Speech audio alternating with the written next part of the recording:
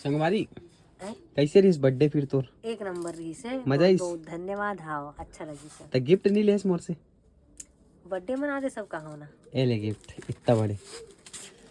आगे भी मोर गिफ्ट आगे बोल। हाँ है ना।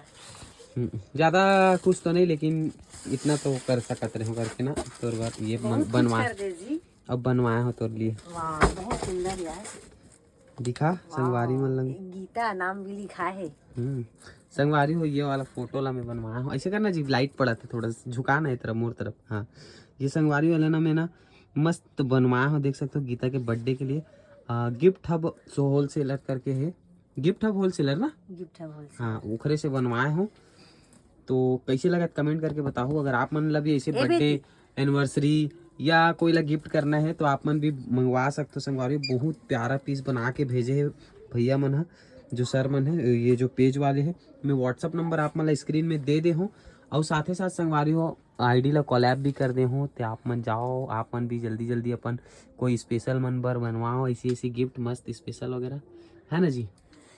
अच्छी जैसे कि ते मरवर बनाए हाँ है ना।